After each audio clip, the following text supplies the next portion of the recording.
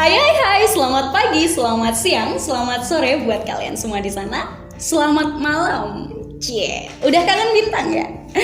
Kemarin podcastnya emang lagi libur, jadinya Bintang nggak bisa nemenin kamu deh. Lagi nyiapin buat ini itu, jadi nggak terkejar dalam 1 minggu. Jadi ya buat kamu semua yang nungguin Bintang minggu kemarin, Bintang mau minta maaf ya karena nggak bisa nemenin kalian.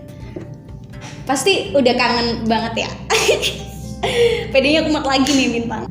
Pokoknya Bintang udah balik lagi nih. Dan seperti biasanya, Bintang akan nanyain keadaan kalian semua. Gimana 2 minggu kemarin? Ada hal-hal yang bikin kalian sebel gak? Semoga enggak ya. Kamu semua sedang dalam mood yang ceria, bahagia, dan siap menghadapi sisa tahun 2020 ini. By the way, sebentar lagi kan mau masuk musim penghujan ya. Jadi kalian harus semakin hati-hati dalam beraktivitas ya. Biasanya kan masa-masa pergantian musim kayak gini itu kan bikin daya tahan tubuh kita jadi menurun. Jangan sampai sakit, siapin jas hujan, jangan sampai ketinggalan biar kita nggak usah neduh lama-lama kalau ketika hujan itu datang. Oke. Sekarang waktunya kalian semua buat nyantai bareng sama Bintang ya. Udah siapin kopi hangatnya, atau susu hangatnya, atau air putihnya. Pokoknya jangan sampai kekurangan minum. Dan kalau udah, yuk kita mulai pembahasannya. Kali ini Bintang mau ngebahas yang masih ada hubungannya sama pembahasan kemarin. Tapi kalau kemarin Bintang bahasnya tentang quarter life crisis dan gimana cara ngatasin krisis emosi itu, kali ini Bintang bakal bahas gimana caranya agar kita semua bisa memiliki kehidupan yang lebih meaningful. Kalian pernah ngerasain gak sih ketika kalian beraktivitas tapi kalian udah gak ada lagi semangat untuk menjalaninya? Kayak abis bangun tidur dan harus kerja tapi gak ada gairah sama sekali buat berangkat. Pernah gak? Terus habis pulang kerja langsung pulang ke kos-kosan, mengurung diri di kamar dan merasa eksistensi kamu di luar sana gak berarti sama sekali. Pernah ngerasain yang kayak gitu gak? Nah, kalau kamu ngerasa kayak gitu, barangkali kamu semua harus kenalan dengan yang namanya konsep Ikigai.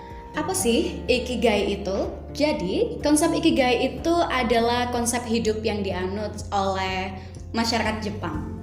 Intinya sih mengejar kesenangan dan makna kehidupan. Simpelnya, Ikigai itu adalah sesuatu yang bikin kita semua mau bangun pagi dan semangat untuk menjalani aktivitas apapun itu. Makanya, memburu Ikigai itu bisa kita lakukan kalau mau hidup lebih bermakna. Gimana caranya? Nah, untuk mencapai Ikigai, kita harus memiliki beberapa kondisi atau fase sekaligus. Dalam konsep Ikigai itu ada 4 fase di sekitar kita. Fase yang pertama adalah apa yang kita sukai. Fase yang kedua adalah fase apa yang kita mahiri. Fase yang ketiga itu apa yang membuat kita dibayar. Dan fase yang keempat itu yang bisa dibutuhkan oleh lingkungan atau dunia. Urutannya bebas, bisa dibalik-balik. Dan yang pasti kita pasti lagi berada di salah satu fase atau beberapa fase ini. Nah, kalau fase apa yang kita sukai dan apa yang kita mahiri tergabung dalam jadi satu fase, dia akan menciptakan fase baru yaitu passion. Kamu suka musik misalnya dan kamu mahir di bidang musik, punya passion di bidang musik. Kalau fase apa yang kamu sukai dengan fase apa yang dunia atau lingkungan butuhkan, maka kamu akan masuk fase baru yaitu mission. Kamu suka melakukan sesuatu, tapi kamu nggak dapat bayaran dari situ. Jadi ya misi sosial gitu aja. Nah, kalau kalian masuk di fase yang kalian mahiri dan kalian bisa dibayar, maka kalian akan masuk di fase profesi. Kalian pandai melakukan sesuatu dan kalian dibayar, tapi kalian nggak terlalu menyukai hal itu.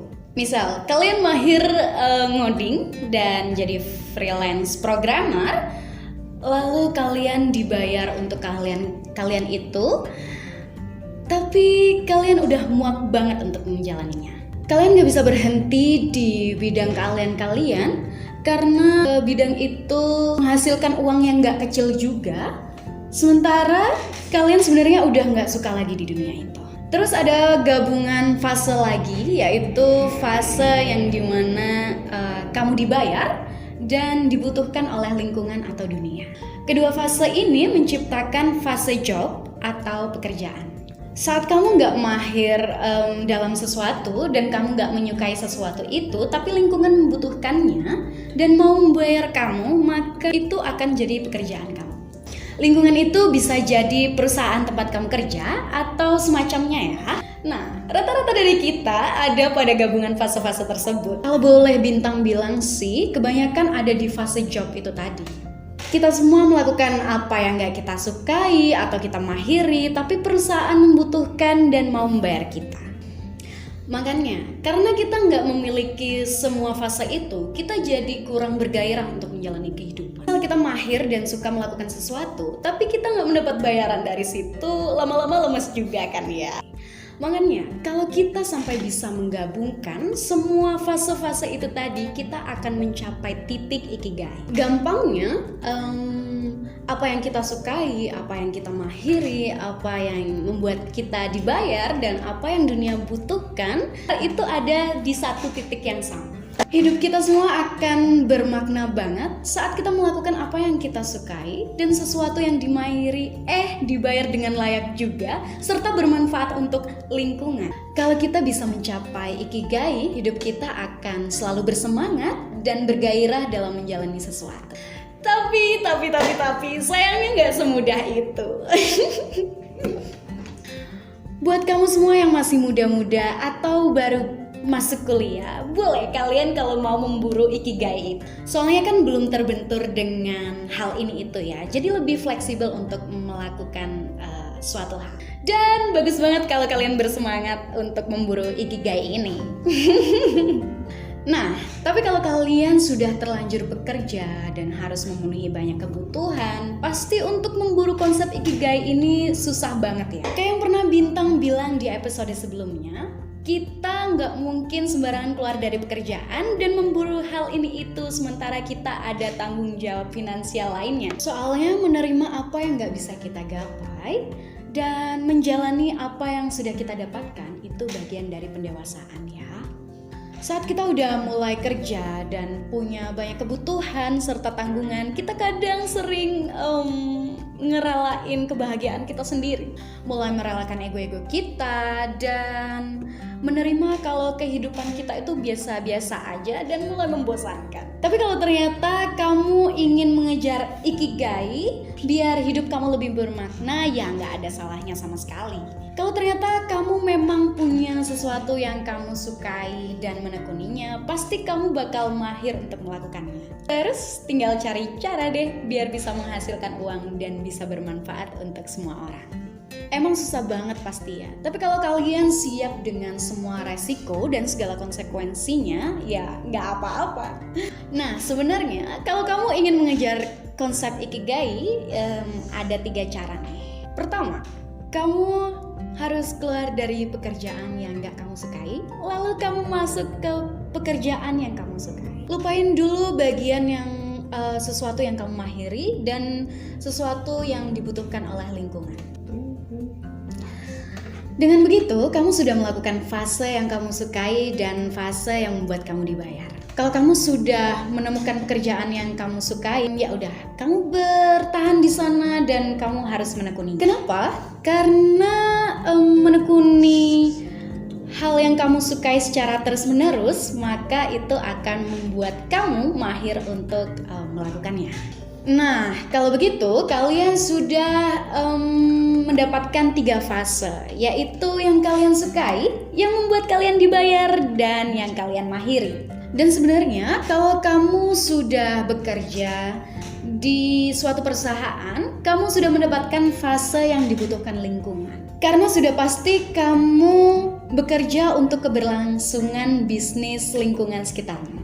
Kalau sudah mencapai itu semua, selamat. Kamu sudah mencapai fase ikigai. Hanya saja, kalau kamu memilih cara pertama ini, kamu harus bersabar banget dengan waktu ya. Karena prosesnya pasti panjang banget. Bekerja di bidang yang kamu sukai, tapi kamu belum mahir, itu akan membuat kamu dibayar lebih sedikit ya daripada di bidang yang kamu mahiri. Proses menuju mahir itulah yang memakan waktu lama dan kamu harus bersabar dengan pendapatan yang mungkin kurang buat kamu. Bakal membutuhkan waktu bertahun-tahun untuk mencapai ikigai dengan cara ini. Jadi kalau kamu rela melepaskan pekerjaan kamu demi memburu ikigai yang mengharuskan bersabar itu, ya nggak apa-apa, sah-sah aja. Atau kamu mau pakai cara kedua yang mau Bintang bahas. Kamu nggak perlu keluar dari pekerjaan kamu tinggal ngelakuin sesuatu yang emang kamu sukai, terus kamu tekuni sampai mahir, dan cari cara agar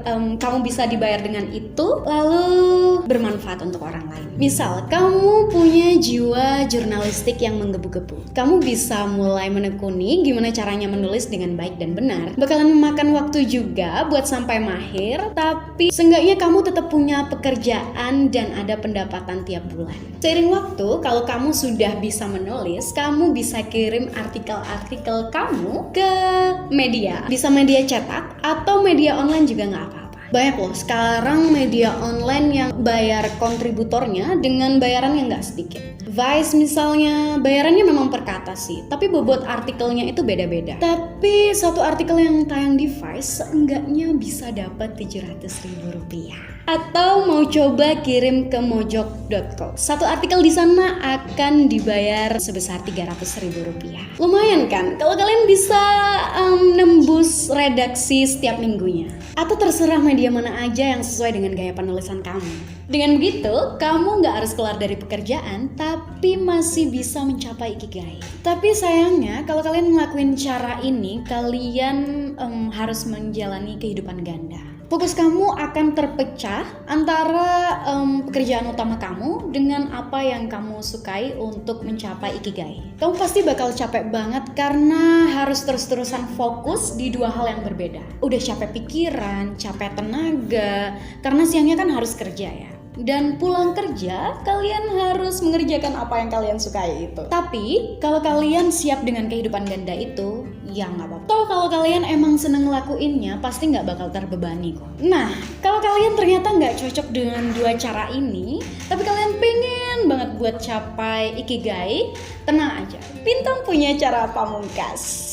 Ini Bintang sendiri yang ciptain, dan pasti kalian semua bisa ngelakuinnya. Sebenarnya ini bukan cara untuk mencapai ikigai sih. Lebih tepatnya mencurangi ikigai. Jadi gini, konsep ikigai itu yang beneran itu kan kita berada di titik tengah di antara semua fase ikigai ya. Cara Bintang mencuranginya adalah membagi masing-masing fase. Gini, kalian gak harus menggabungkan semua fase itu, karena pasti bakal membutuhkan waktu yang lama banget. Tapi kalian harus punya masing-masing fase itu meskipun nggak digabungin. Misal nih ya, kalian udah kerja kantoran di bagian keuangan, tapi kalian nggak menyukai pekerjaan itu. Nggak apa-apa, bertahan aja. Karena itu yang bikin kalian bisa dibayar. Berarti kalian udah punya satu fase kan? Terus tinggal cari fase lainnya deh. Misalnya fase yang kamu mahiri, bermain futsal misalnya, kalian bisa jadwalin main futsal setiap minggunya. Dan ternyata kalian suka baca buku, mahirnya futsal, kesukaannya baca buku, kalian bisa beli buku sebanyak-banyaknya dan kalian lakuin deh kesukaan kalian itu. Terus untuk urusan yang dibutuhkan lingkungan, misal kalian suka kucing, kalian bisa ikutan street feeding, jadi eksistensi kalian itu bisa bermanfaat untuk kucing liar gitu. Atau terserah apa aja. Dengan begitu kamu punya semua yang dibutuhkan ikigai, cuman gak digabungkan menjadi satu. Makanya tadi Bintang bilang ini bukan mencapai ikigai, tapi mencurangi ikigai. Jadi kamu bakal ikigai juga, walaupun nggak sempurna. Kamu bakal berada di tengah-tengah, sementara fase-fase ikigai itu berada di sekeliling kamu. Nah, cara nomor 3 itulah yang sangat mungkin untuk kamu lakukan dan banyak orang di luar sana.